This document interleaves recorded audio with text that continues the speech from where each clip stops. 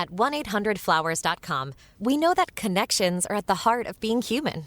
Whether celebrating life's joys or comforting during tough times, 1-800-Flowers helps you express what words can't. For nearly 50 years, millions have trusted 1-800-Flowers to deliver thoughtful gifts that help create lasting bonds. Because it's more than just a gift. It's your way of showing you care. Visit 1-800-Flowers.com/WWO and connect today. That's 1-800-Flowers.com/WWO. AI agents are everywhere, automating tasks and making decisions at machine speed. But agents make mistakes. Just one rogue agent can do big damage before you even notice. Rubrik Agent Cloud is the only platform that helps you monitor agents, set guardrails, and rewind mistakes, so you can unleash agents, not risk. Accelerate your AI transformation at Rubrik.com. That's RUBRIK.com.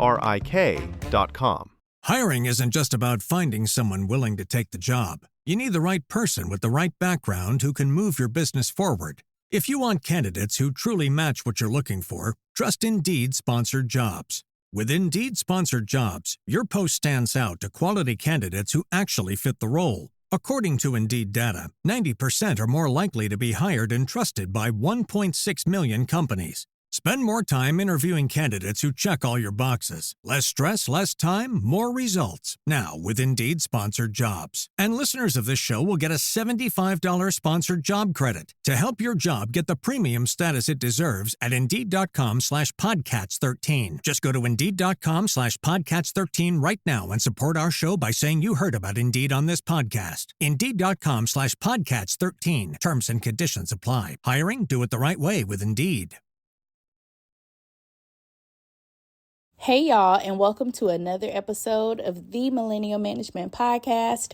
I'm your host, Brandy, the Millennial Manager, and I hope you are having a good ass motherfucking day, bitch. It is Monday, ho, inside of Patreon. If you are outside of Patreon, bitch, it's Wednesday. Okay, as always, I hope no matter when you are listening, you are having a good ass motherfucking day, period, point blank, the end. Okay, now I want to talk about something real quick.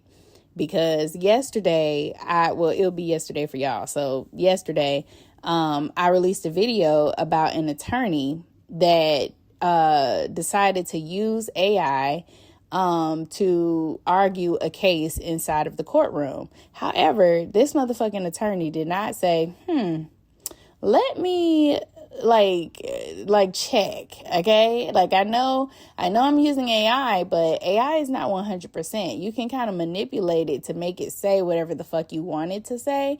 So it's like, should I check this? He was like, no, actually, I'm not going to do that. What I'm going to do is go ahead and submit my findings to the court and let them know that there are already arguments that exist that agree with the point that I'm making, right? This is what he was doing in his brief. Baby, the judge looked up the cases that he was talking about. The cases did not exist, bitch. They did not exist. And he is not the only person. There are about 134 other cases that are documented that cite attorneys turning in briefs inside of the courtroom that have not been verified, and they are citing cases that do not fucking exist, and the source is AI, bitch. Literally. It is ridiculous. And I feel like we're at a place where this is actually very fucking dangerous, because how the fuck are you my attorney and I'm paying you thousands of motherfucking dollars and you're using AI to come up with your closing arguments? You're using AI to come up with your briefs. Like, girl, hell fucking no. And so in the video, there was a commenter that was saying, like, I feel like this is the younger generation that is doing this. Older generations are used to looking up information and being able to, find things and not really depend so much on technology is what the point was. But no, y'all, this is a motherfucking boomer. This is somebody who has been practicing law for a really long time. I don't know his exact age, but it happened in Minnesota. And it was so crazy to me that this person would risk their credibility. And y'all, I know that AI is like the rage, but I feel like people are not necessarily using it correctly. AI is supposed to be a tool, and it just compounds the information that it searches on the internet. That's it. That's all AI will do for you. And so you can manipulate it to say whatever the fuck you wanted to say, just like I said before. So the fact that there's an attorney representing clients, okay, who is representing cases, and we don't know how many other cases he's done this in. This is just the one that he got caught on. Who's to say that he has not done this shit before? You won't be able to know that unless you look through every fucking case that he's ever practiced on, which they should do. They should absolutely investigate him so that we can understand the level of integrity that he has. I saw this video on TikTok. It was the news, the local news inside of Minnesota in this county that actually released the information. So I hadn't really heard about this outside of that. But once I started digging in more, I'm like, you know what? We need to talk about automation, because everything is not good in automation. Like, it's great to set up that I'm out of office email, or maybe set up reminders and tasks and things like that to kind of keep you on track.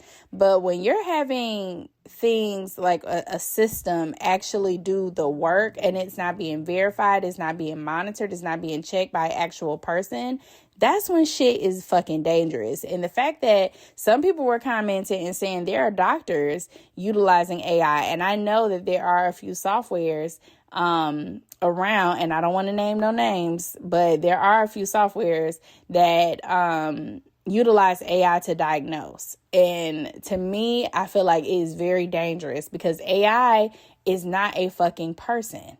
It's not a person. It doesn't have the schooling. It doesn't have the education. This is exactly what the fuck these people went to school for. So you crossing a boundary. Okay, I get y'all want to automate things and make it easy and whatever, but baby, no, it's actually becoming a fucking problem. So automation, with AI, the jobs that are most vulnerable to that, number one, data entry. This includes medical billing, medical coding, like people who are in billing departments inside of hospitals. I have actually seen this before, and it didn't happen with automation, but they did use a firm. So there was a hospital inside of, or an office inside of Tallahassee Memorial Hospital, and they decided to downsize the billing department. So it had about 6 or 7 people working inside of the billing department. And so they were like, we're going to outsource the billing. And so they sourced it through a company and minimized the billing department, fired like 3 to 4 people and kept a few people. And I know that this is probably their next step, because they've already started outsourcing many moons ago. So now that this is becoming prevalent, where people are using AI heavily to bill or even to diagnose, like I said before, is definitely going to creep into data entry, medical billing, customer service reps.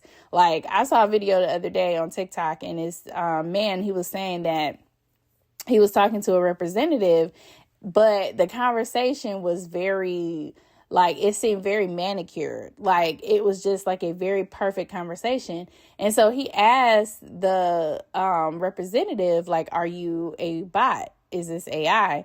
And he said, no, I'm actually, Indian or whatever he said.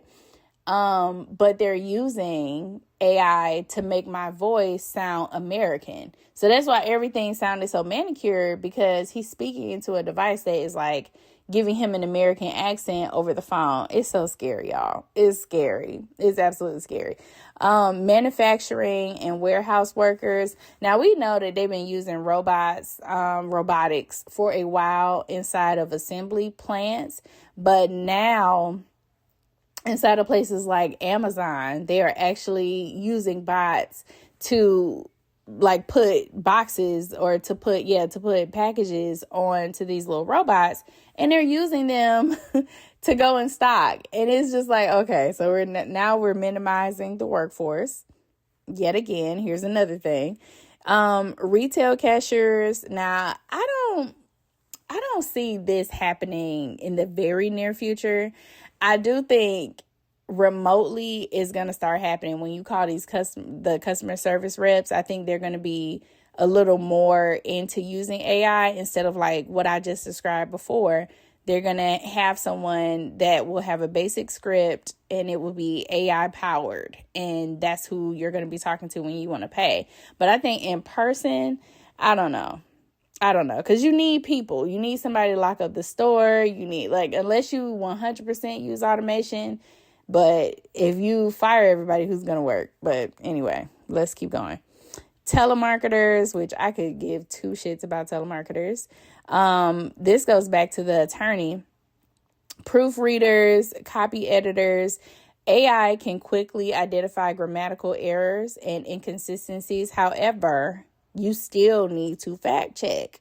You still need to source where the information is coming from. You still have to cite it. And that's how the attorney got himself into that situation, because he did not cite the information. Well, he did. It was just fucking incorrect. It did not exist.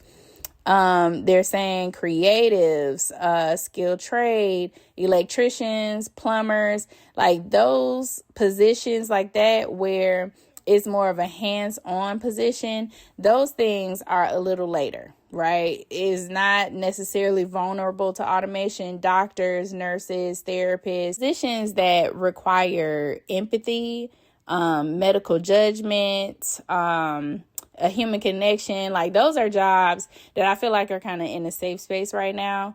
I do feel like later we're going to see that integrate more into healthcare. Like right now it's going to be background things that I feel like AI is going to be filling. But eventually we're going to get to the point where we're just solely dependent on that. And I think that's the part that is very fucking scary. Definitely do not think it's going anywhere for a long time unless there's like a great rebellion. So I feel like it's going to be with us for a while. So we need to know how to adapt.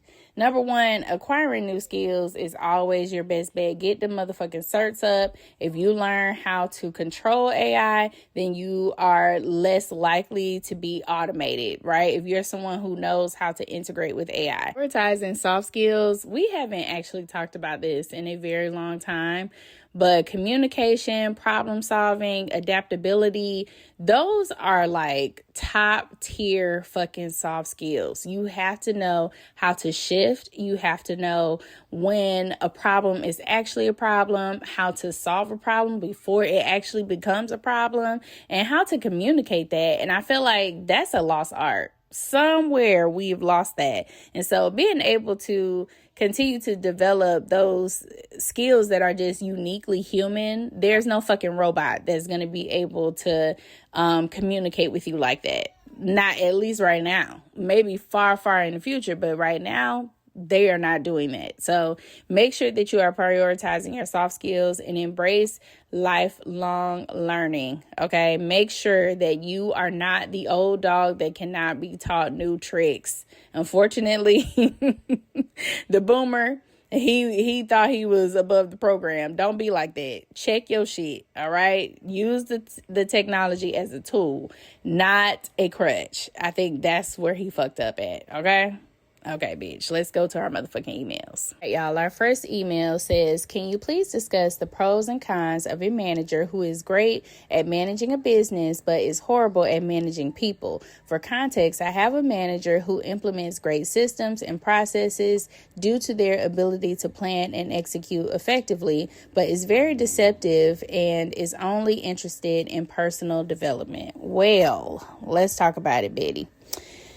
To me, when you have a manager like this that is self-serving, because that's what you're describing, this is a self-serving behavior, you also have to be on that same train, okay? You are only a team player to a coach. If this bitch is not no team or like a coach, a team leader, then you are not on a team. You only need to focus on your own self-development. That's it, bitch. Use them for what they can do. Okay, that's it. You're not going to get development. You're not going to get support. You're not going to get advancement from them. Use them for what they can do. The bitch can only implement great systems and create them and create processes and implement them. That's all you need to use that hoe for. Very careful, because you seem like you are concerned about the people leading. So when you're concerned about that, what do? You automatically fill in the gap. You're not a fucking people leader. You don't get paid to do that. So make sure that you're not falling on that sword and taking up that mantle or that responsibility, because it's very easy to do when you see that there's a void, there's a gap there.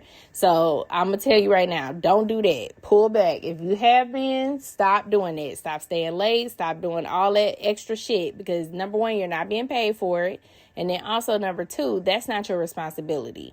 That's your leader's responsibility. And you can only have a team when you have a coach.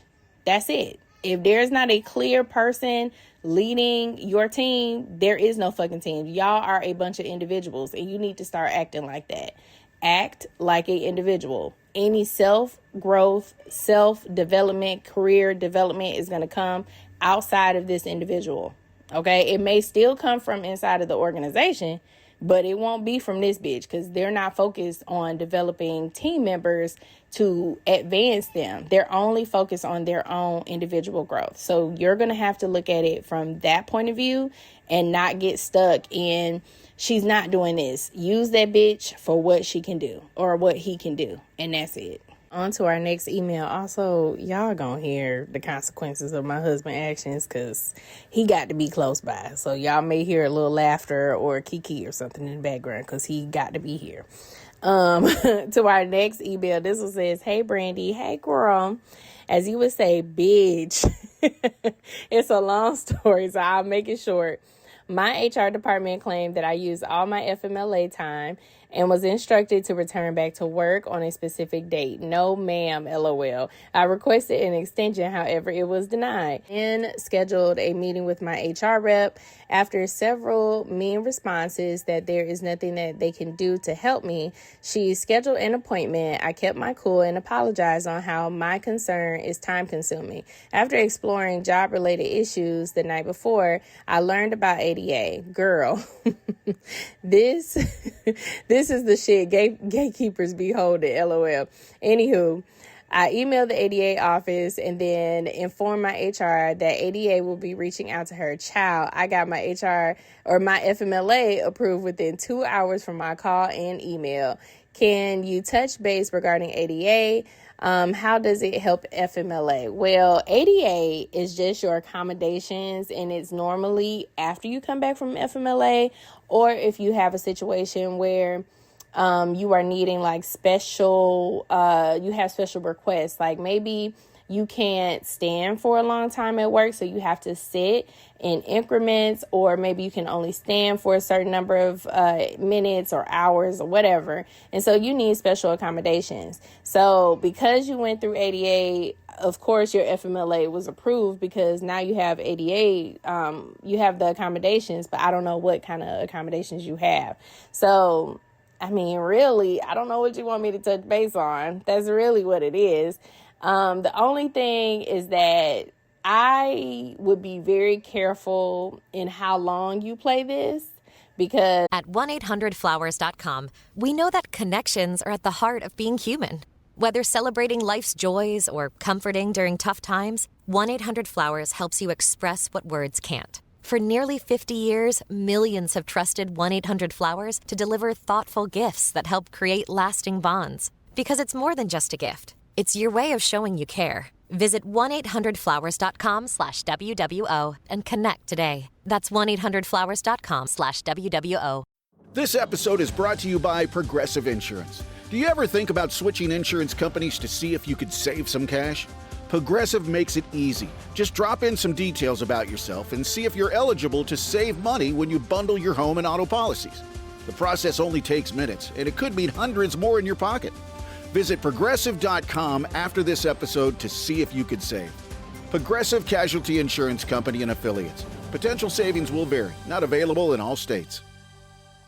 just because they approved it does not mean that your job is protected. They could just approve it for right now and be like, you know what, we're going to revisit this down the road, because they can still term while you're out on FMLA. Okay, guys, I also want to make that very clear. FMLA is not like you can't fire me-ville. You actually can get fired on FMLA. You can get fired while you have ADA. It just cannot be for the reason that you're using FMLA. So let's say, for example, you're on FMLA because you have anxiety. Okay, you have severe anxiety, which it requires you to go to appointments a lot. They cannot say, I'm firing her because she has anxiety. They can't say that. However, they can say extreme absence, right? Or not patient, because y'all know I work with patients. But employee is absent a lot, not present, not able to keep up with workflow, not able to turn things in on time. And they can massage the message to be whatever they really want it to be, unfortunately. So be careful. I know you got the extended, but girl, please be careful. And make sure that you are looking for outside employment. Okay, be very, very careful with that. And our last email, this one says, hello, Brandy. Hey, girl, I work in healthcare as a manager and pay salary and not pay overtime 80 hours. Okay, we have a system in place named On Call, and I have to cover those shifts, okay, for coworkers or employees who call off. This pay period alone, I have roughly 50 hours in overtime that I won't see.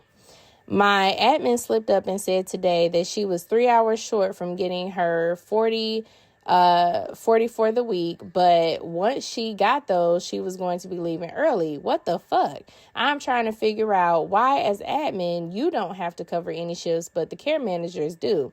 If you are responsible for the entire building, it is getting to the point where I'm thinking of quitting because the call outs and turnover rate is ridiculously high. Is there anything I can do to not be responsible for this, but still keep my position because I love what I do, but I am burnt the fuck out? Sent from Betty. Betty, okay, this is a little bit of an issue, okay? Number one, I want you to look up minimum salary requirements, because there are some states, I don't know which ones, but there are some states that have a minimum salaried requirement. Okay, I don't know what you make, but I would look at that if you are going to be working 80 hours or 80 plus. Now, if they are having you work 50 hours overtime and you're not getting paid for any of that, I would consult an employment attorney, because this is very much giving against the law. Okay, guys, they cannot just have you work and not compensate you for that. So I don't know what state you live in, because you did not list that. I would contact the local Department of Labor for your state, okay, because we know that the nationwide Department of Labor is on some bullshit, but I would contact the Department of Labor in your state and get the information on what the laws are, if there's a required minimum salary for your state. Also, number two, what the laws are, require working hours when you are a salaried employee. Okay, what the ins and outs of that are. As far as you keeping your job and not having to be responsible for on call, that's a little bit of a slippery slope, because they are making that a requirement of people who work in the position.